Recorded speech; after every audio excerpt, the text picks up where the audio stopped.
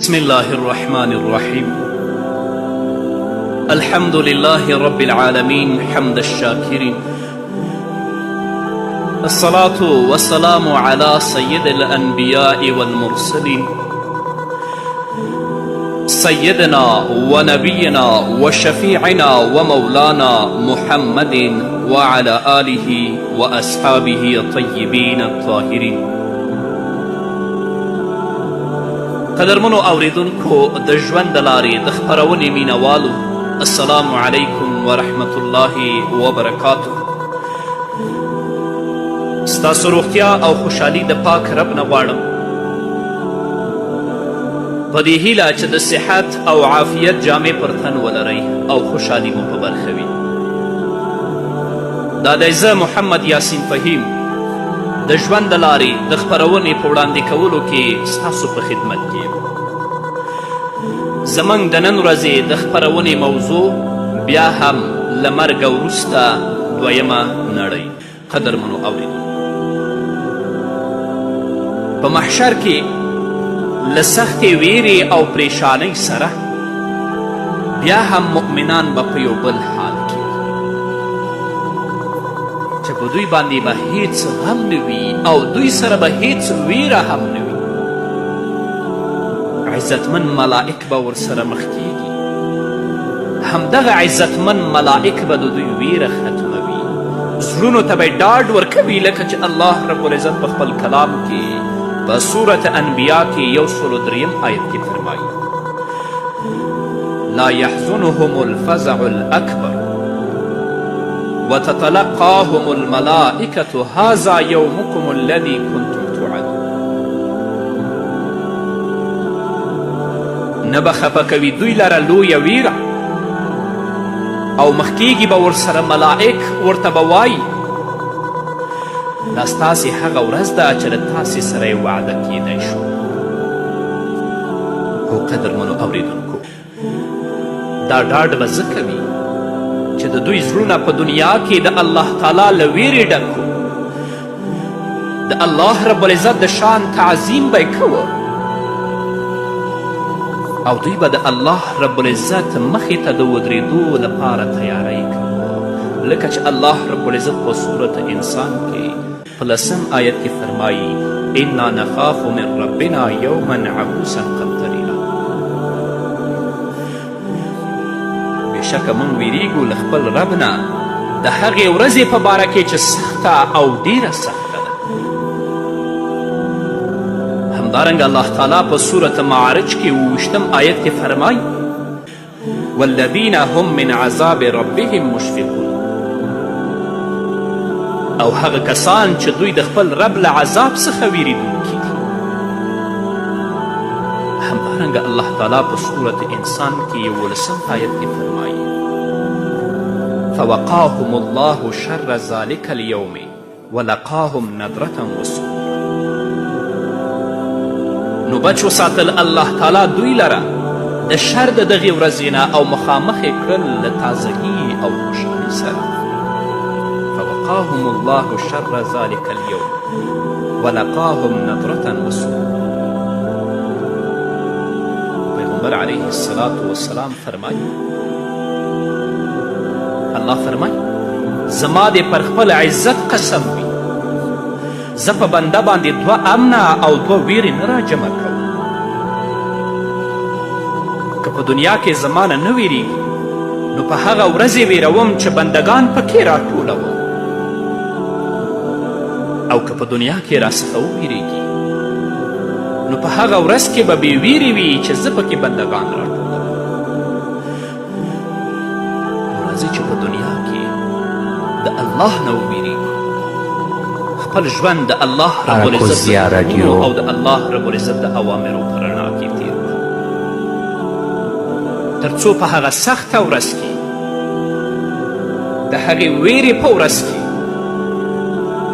الله رب العزت من په امن کې وساتي او هغه ویره الله رب العزت زموږ نه ختمه کړي. او که دلته په دنیا کې ژوند مو د الله رب العزت د اوامرو او د احکامو خلاف تیرو په بدبختیو بېحیاییو او په حرامو کې اخته وو، نو په هغې ورځ کې به د الله له طرفه په موږ باندې ډېره سخته ویره وي او دا سخته ورځ به الله رب العزت نوره هم راباندې سخته کړي. نه قدرمنو اورېدونکو ورونو او خویندو، دې محدود او لنډ ژوند دپاره خپل ابدي ژوند کله هم مه خرابوئ. نن په دې لنډ ژوند کې خپل ژوند د الله رب العزت د احکامو او د اوامرو په مطابق او رڼایي کې تیر کړئ، تر څو رب العزت تاسو ته ابدي او تلپاتې خوشحالیانې او نعمتونه در په برخه کړي. او که د دنیا په لنډ ژوند باندې دوکه شوئ، د دنیا ژوند ته مو ژوند وویلي، نو بیا به په هغه تلپاتې ژوند کې ستاسو لپاره نه نعمتونه وي، نه به ستاسو لپاره خوشحالیانې وي او نه به ستاسو لپاره بیا امن وي. الله دې خپلې ویرې ته زموږ په زړونو کې ځای ورکړي. همدارنګه د قیامت په ورځ به هر انسان له خپل عمل سره سم راپاڅېږي، نو له مؤمنانو سره به آساني کیږي او له کفارو سره او هغو کسانو سره چې هغوی په دنیا کې ژوند د الله د حکمونو او اوامرو خلاف تیر کړی، هغوی سره به سختي کیږي. بلکې کافرانو ته د ډیرې غصې له امله او د هغوی د زړونو د پریشانی او ویرې، د بدنونو د رپیدو او د ډیرو خولو له امله به ځینې په داسې حالت کې راجمع کیږي چې په ذلت او سپکاوي به دلالت کوي. چې راپاڅېږي ټول به یې پیژني چې دا ذلیله، دا سپک ګنهګار دی چې ژوند یې په بېحیایي، په فساد او په بدبختیو کې تیر کړی. او ځینې کافران به داسې وي چې هغوی به په خپلو مخونو را روان وي، لکه چې الله رب العزت په سورت اسراء کې 99 آیت کې فرمایي، موږ به راجمع کړو دوی د قیامت په ورځ ړانده، ګونګیان او کاڼه، د دوی د اوسېدو ځای به دوزخ وي، هر کله چې اور کم شي نو موږ به زیات کړو په بلولو سره. مأواهم جهنم کلما خبت زدناهم سعیرا. د بخاري او د مسلم حدیث دی. راوی د حدیث حضرت انس رضی الله تعالی عنه دی، هغه فرمایي یو کس راغی نبی کریم صلی الله علیه وسلم ته یې ویلې ای د الله رسوله، کافران به د قیامت په ورځ په مخونو روان. نبی کریم صلی الله علیه وسلم ورته وفرمایل آیا هغه ذات چې په دنیا کې په پښو روان کړي دي پر دې قادر نه دی چې په قیامت کې په مخونو روان کړي؟ بلکل قادر دی. دنیا کې چې کفار په پښو روان کړي دي، نو رب العزت د حشر په ورځ په دې قادر دی چې دوی په مخونو روان کړي، چې د لرې نه په دوی کې د سپکاوي او د ذلت نښې ښکاره کېږي. او الله رب العزت به دا کفار د سختې تندې په حال کې راجمع کړي، لکه چې رب العزت په سورت مریم کې 80 آیت کې فرمایي ونسوق المجرمین الی جهنم وردا. او موږ به راولو مجرمان خلک دوزخ ته تکي. او د شفاعت په حدیث کې چې امام بخاري او امام مسلم را نقل کړ، هغه کې نبی کریم صلی الله علیه وسلم د کفارو په اړه فرمایي چې کومو کسانو د غیر الله بندگی کړې او له رب العزت سره شرک کړی دی، دغو کافرانو ته به وویل شي تاسې څه شی غواړئ؟ هغوی به ووایي چې ای زموږ ربه، موږ تږي شوي یو، موږ ته اوبه راکړه. نو اشاره به ورته وکړی شي چې تاسو اوبو ته نه ځئ، نو دوی به دوزخ خواته بوتللی شي، او دوزخ به د جل او د تاو په څیر وي چې د لرې نه به هغه اوبه معلومیږي، اما هغه اوبه نه دي، هغه جهنم دی. نو دوی به یو بل وهي، نو په اور کې به وغورځېږي. یا الله ته په موږ باندې رحم وکړي او په دنیا کې د نیکو اعمالو توفیق راکړي.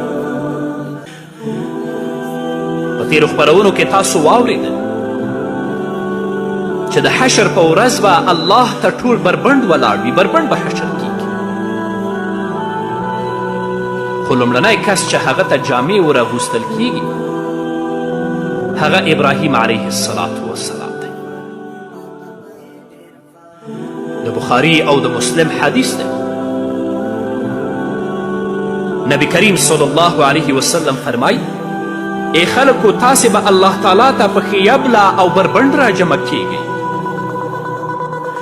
خبردار تر ټولو خلکو لومړی چې جامې ور اغوستل کیږي هغه ابراهیم علیه السلام. الله تعالی به مؤمنانو ته هم جامې واغوندي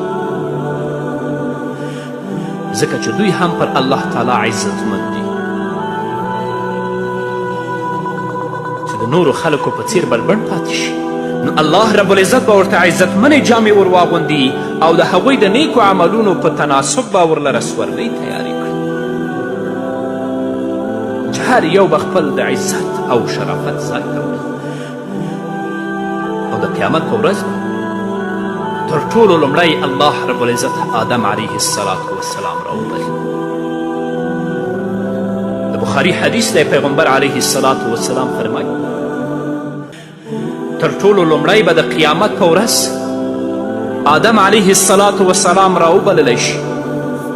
نو اولاد به یو بل ته وګوري او به ویل شي دا ستاسې پلار آدم علیه السلام دی. آدم علیه السلام به وایي چې لبیک و سعدیک. الله تعالی به ورته ووایي په خپل اولاد کې د جهنم برخه بیله کړه. آدم علیه السلام به ورته وایي ای ربه څومره ترې بیل کړه. الله تعالی به ورته ووایي له هرو زرو نه 999 د جهنم لپاره. صحابو کرامو وفرمیل ای د الله پیغمبره کله چې له زرو نه 999 د جهنم لپاره بیل کړي نو په موږ کې به څوک پاتې شي؟ رسول الله صلی الله علیه وسلم فرمایل په نورو امتونو کې زما امت به داسې وي لکه په یو تور غوایي کې چې سپین ویښته وي. د پیغمبر علیه السلام مقصد دا دی چې د نورو امتونو په نسبت تاسې ډیر کم یاست نو داسې حیثیت لري لکه په تور غوایي کې چې یو سپین ویښته وي.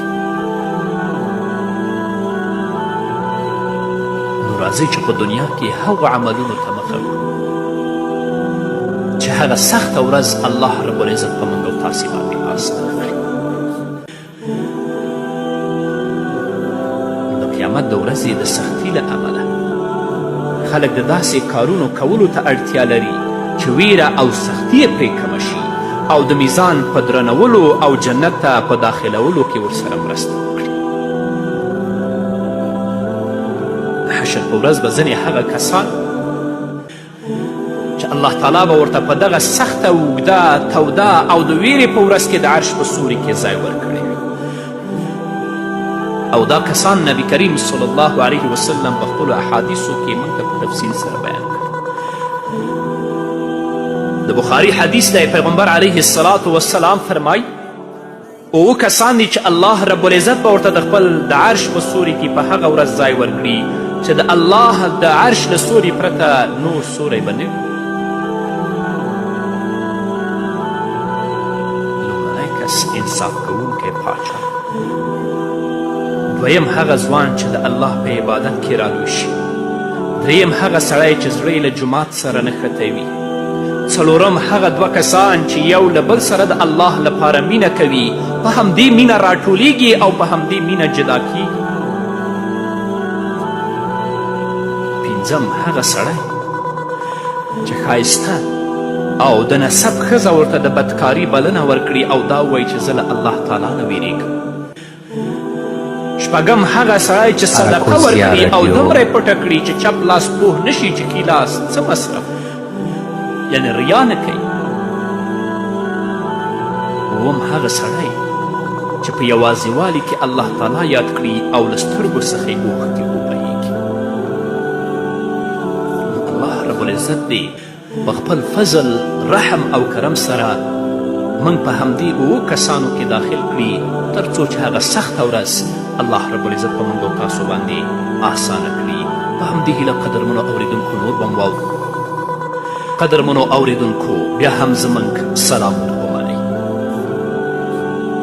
هغه کسان چې یو له بل سره یوازې د الله تعالی د رضا لپاره مینه کوي، د مال، ښکلا، چوکۍ او دنیوي ګټې لپاره ورسره مینه نه کوي بلکې هدف یې د الله رب العزت رضا وي، دا دواړه کسان به د حشر په ورځ د الله رب العزت د عرش د سوري لاندې ولاړ وي.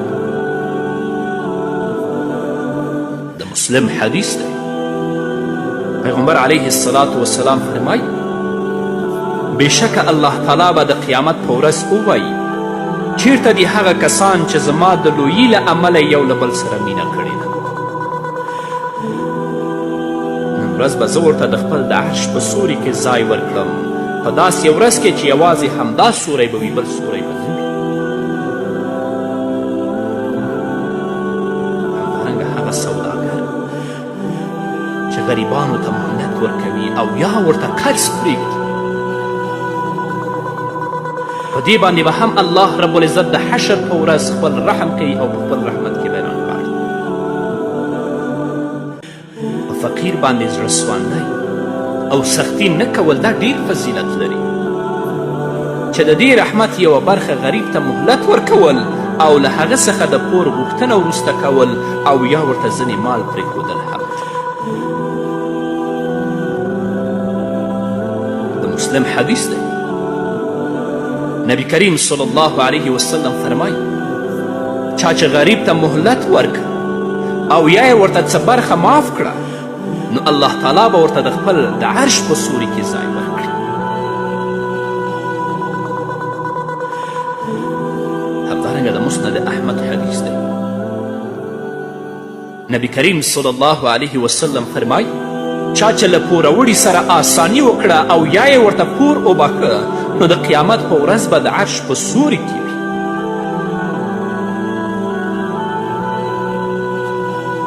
همدارنګه هغه کس به هم د عرش په سوري کې وي چې هغه له غریب او د مسکین سره آسانی کوي. د دې نه مراد هغه سوداګر دی، هغه تاجر دی چې کله ترې غریبان یو څه پور وغواړي نو سختی ورسره نه کوي بلکې نرمي ورسره کوي او د ځینې مال نه ورته بیا د غوښتلو پر مهال تیریږي هم چې دومره یې راکړه دومره یې ستا. ډېر داسې تاجران شته چې زه یې خپله له نږدې پېژنم چې الله رب العزت هغوی ته دنیا ورکړې خو دا دنیا د الله رب العزت په لاره کې مصرفي. مساجدو سره، د مساجدو په آبادي کې، د مدارسو سره، د علماو سره، د فقراو او د مساکینو سره تل د هغوی مرستې روانې دي. الله رب العزت دې د داسې تاجرانو په مال او په اولاد کې برکت واچوي. الله رب العزت دې کم مال چې ده ته الله ورکړی د هغه مال نه دې الله رب العزت د ده نه د دین خدمت واخلي. نبی کریم صلی الله علیه وسلم فرمایي نبی کریم صلی الله علیه وسلم چې کله د قیامت په ورځ د خلکو حال بیانوه نو ویې فرمایل الله تعالی به په خپلو بندګانو کې یو بنده راولي چې په دنیا کې الله رب العزت هغه ته ډېر مال ورکړی، نو الله تعالی به ورته ووایي په دنیا کې دې څه کړي دي؟ هغه به ووایي ای زما ربه ما خو کوم داسې غټ عمل نه دی کړی خو دومره ده چې تا ماته مال راکړی او زما دا عادت و چې کله به ما له خلکو سره سودا کوله نو له مالدار سره به مې آسانی کوله او غریبانو ته به مې مهلت ورکوه. الله رب العزت به ورته وفرمایي زه د آسانی کولو له تا نه ډېر حقدار یم، نو زما د بنده له ګناهونو تیر شي، په دې به الله رب العزت وبخي او الله رب العزت به جنت ته ورسوي. او په بل روایت کې راځي چې دا حدیث نسائی او ابن حبان را نقل کړی. پیغمبر علیه الصلاة والسلام فرمایي یو سړی چې هیڅ د نیکي کار یې نه و کړی خو له خلکو سره به یې د کور معامله کوله او کله به چې ورته استازی ولیږه نو ورته ویل به یې چې څه ورسره و ترې اخلی او که غریب و نو پور ورته پرېږده او ترې تیریږه. کیدای شي چې الله رب العزت زموږ له ګناهونو تیر شي. کله چې وفات شو نو الله رب العزت ورته ویلې آیا تا کوم د نیکي کار کړی؟ هغه به وایي نه، خو دومره ده چې زما یو غلام و او ما به چې کله خلکو ته پور ورک او بیرته به مې د غوښتنو لپاره دغه غلام ولیږه نو دې غلام ته به ما ویل چې څومره یې وس و ترې وایخله او که څوک غریب و نو دا خپل قرض ورته پرېږده او تیریږه. کیدای شي چې الله رب العزت زموږ له ګناهونو تیر شي. نبی کریم صلی الله علیه وسلم فرمایي چې الله رب العزت به ورته ووایي زه ستا له ګناهونو تیر شوم، یعنې ګناهونه مې درته وبخښل. نو که ته وسداره الله مال او دولت درکړی، تا په خپل ژوند کې یو مسکین، یو فقیر او یو اړمن ته قرض ورکړی دی، د هغه سره سختي مه کوه. داسې مه کوه چې شپه او ورځ دې د هغه د کور دروازې شاته سړی درولی چې د هر ځای کې یې ته ماته پیسې راکړه. ته ورسره آساني وکړه چې الله رب العزت د حشر په ورځ تا سره آساني وکړي. الله رب العزت دې د خپل د عرش د سوري لاندې داسې وکړه چې ته د خپل قرض نه ورتیر شو، پوهېدلې چې هغه د ادا کولو وس او توان نه لري، مسکین دی، فقیر دی او بیچاره دی، ته د خپلو پیسو نه ورتیر شه چې د حشر په ورځ الله رب العزت ستا د ګناهونو نه درتیر شي، یعنې ستا ګناهونه الله رب العزت تا ته درکړي. همدارنګه هغه کس چې د خپلو ملګرو اړتیاوې پوره کوي د حشر په ورځ به دا هم د الله رب العزت د عرش د سوري لاندې ولاړ. الله تعالی په مالداري او غریبي، قوت او کمزوري، د اړیکو په ډیروالي او کموالي کې خلک سره بېلابېل پیدا کړي دي. که پر چا الله تعالی د یو نعمت لورینه کړې وي نو پکار ده چې له هغه چا سره پرې مرسته وکړي چې ترې محروم وي، تر څو الله تعالی دغه کس ته د قیامت په ورځ د عرش په سوري کې ځای ورکړي. د مسلم حدیث دی، نبی کریم صلی الله علیه وسلم فرمایي چا چې له یو مسلمان څخه د دنیا له مصیبتونو څخه یو مصیبت لرې نو الله تعالی به ترې د قیامت د ورځې له غمونو څخه یو غم لرې کړي. که چا له یو غریب سره آسانی وکړه نو په دنیا او آخرت کې به ورسره الله تعالی آسانی وکړي. که چا پر یو مسلمان پرده واچوله نو الله تعالی به پرې په دنیا او آخرت کې پرده واچوي. او الله تعالی تر هغې د یو بنده په مدد کې وي چې بنده د خپل ورور په مدد کې وي. ته د خپل ورور مدد وکړه چې الله رب العزت ستا مدد وکړي. د خپل ورور سره آسانی وکړه چې الله رب العزت سره آسانی وکړي. ته د خپل ورور په عیبونو باندې پرده واچوه چې الله رب العزت ستا په عیبونو باندې د حشر په ورځ کې پرده واچوي. او که دې تل لاسونه د خلکو عیبونو پسې رابډ وهلي وه او خوله دې خلاصه کړې وه نو په دې پوه شه چې الله رب العزت به دې هم په دنیا کې ذلیله کړي او الله رب العزت به دې هم په آخرت کې ذلیله کړي. او که دې تل په دنیا کې یو مسکین او فقیر او یو پوړولي سره سختي کوله په دې پوه شه چې الله رب العزت به په دنیا کې هم در سره سختي وکړي او په آخرت کې هم. الله دې زموږ په ژوند کې موږ ته په دنیا کې د داسې اعمالو توفیق راکړي چې هغه سخته ورځ الله رباندې آسانه کړي او په هغه سخته ورځ کې په سخته تودوخه کې په سخته ګرمي کې چې غیر د الله د عرش د سوري نه بل سوری نشته الله رب العزت د خپل د عرش په سوري کې موږ ته ځای راکړي. په همدې هیله قدرمنو اوریدونکو دا وه زموږ د نن ورځې خپرونه چې ستاسو درانه حضور ته وړاندې شوه. تر بلې خپرونې پورې چې زه بیا هم ستاسو درانه حضور ته راځم تاسو ټول په لوی او بخښونکي الله سپارم. پاتې ژوند مو نیکمرغه، ښاد، بریالي